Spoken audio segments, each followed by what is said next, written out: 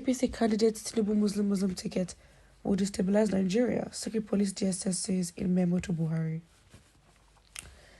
The decision of the APC presidential candidate Bola Tinubu to nominate a fellow Muslim as the vice presidential candidate for the 2023 presidential election could escalate crisis in Nigeria and destabilize the country. According to People's Gazette, a process intelligence report to Muhammadu Buhari by the Department of State Services confirmed the threat. The document, which got to the president by way of the National Security Advisor, Babagana Monguno, said Tinubu should consider security implications of his selection before making it public, according to 3 official briefs on the report. The SSS produced a report and handed a copy to the NSA, an intelligence officer said. The NSA looked at the report and added it for security briefing to the president. Simply put, our understanding is that the alliance will destabilize Nigeria and embolden attacks on Christian citizens from their fellow Muslim citizens. This is a problem, and I think as much as we want to blame the government, because it shows how bad we are, that we are literally depending so much on a political party to create stability by just choice of candidates because of the identity, not the competency and what they can do, but who they are and what label. It's very sad. Why should Muslims attack Christians because of this? It's not even as much as, yes, the government has a role to play to create systems that would, that wouldn't enable such violence. Yes, that's their job. But the fact that somebody would choose to attack another person that's a Christian because they feel they have more power in the country, because the vice president and the president are Muslim. I don't think, sometimes I'm like, do we hear ourselves? Do we actually hear the backwardness? I'm just so confused. And again, for the political party, yes, security, yeah. Because I think this is already given the impression that they think Tinubu is going to win. Who said he's going to win? How do you know he's going to win? It's a possibility he could win.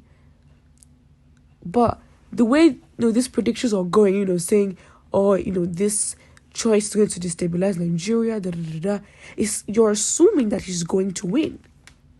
And I think that's where the issue lies. We're not underestimating that he doesn't have a chance. Yeah, of course he has a chance. But I think he's going to win and already making predictions based off that. Because now it's a thing where elections haven't even started. And then the DSS, who in office is already meant to be making reports and fixing situations, wouldn't make things clear, and then it's the potential, or the presidential candidate's win and tenure that's made them make the whole report. Why? Are they trying to give this impression or give the image that they're working so hard? Before the new president came, we made a whole security report. Who asked? Because the times you were meant to do that, you didn't. So you can take initiative to make a report. 3 even.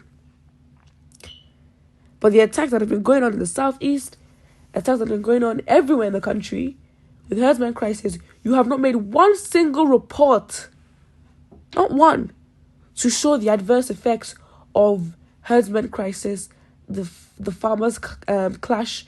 So many things have happened. You have not made no one report. So if you're trying to deceive anybody, it's not Nigerians, that you're some active security body, which you're not. So it's giving fake. It's giving unreal. It's giving, I don't know what it's giving, but it's just not giving. So yeah, they use their own intelligence force, I just don't know. This doesn't make sense. And I think it's more of a thing where, as a society, we need to question our culture, the culture that we promote, and the way we want to live. Because it's like, how uncultured can you be that the government would have to... I mean, yes, the government, yes, is meant to establish law and order, but it's like the people and the way they think and the culture that they build and also influences their actions. So if in a country you feel like power is so important that all that matters is representation and power, and that gives you some micro power to abuse in your own little bubble, then it shows something's very, very wrong with you. Very, very wrong. And it just shows where, the conversation really starts, how the conversation should be, and just making people aware. Like, you really got to change the minds of these people. Like, people's minds need to change. It's not even the government at this point. If we've established a thinking pattern, or if a thinking pattern is a norm to a certain region, then you're talking changing all that, because we cannot have the same thinking pattern and try to expect different results, because our actions will still be the same.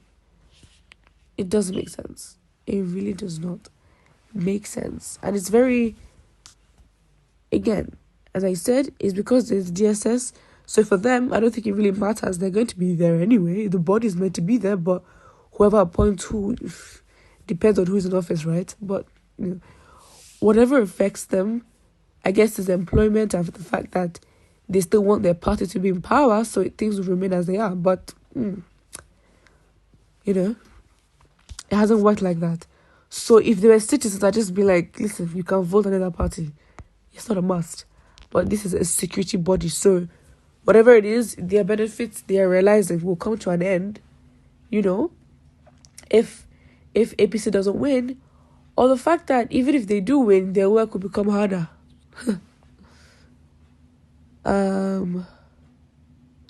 For sure, Muslim is not fair and clear and unjust to others, especially Christians. APC find better solution before it's too late. That's what? What is too late? If that's what they've decided, that's what they've decided. I'm not even sure. Can they even go back on their options? Can they go back and say, by the way, maybe they can. Maybe they can. But I don't think the APC is not... I feel like we need to cut them some credit. I think it's the same way we always try to say, oh wow, Nigerian politicians, they don't know what they're doing. Nah, what? They're in a system. They have to be strategic to get what they want. The only thing is that it's the system of impunity where, there are no consequences and there's no accountability, so they can do whatever they like. But it doesn't mean that they're not careful with how they move around. So I think let's not underestimate the fact that Tinubu is a strategist. His party strategists, they're not babies when it comes to this game. So for the fact that they understand the outcome, they understand what's going on mainly, and they choose a Muslim ticket, I'm sure they have their reasons, and of course they want to win. So if they didn't think they have a fair shot winning with a Muslim ticket, then they wouldn't have done it. So if that's what they've chosen, why is everyone convincing them to retrace their steps? Simple. If you don't align with their views or what they're doing, you just don't vote for them. Simple. But if you can, don't forget to like and subscribe.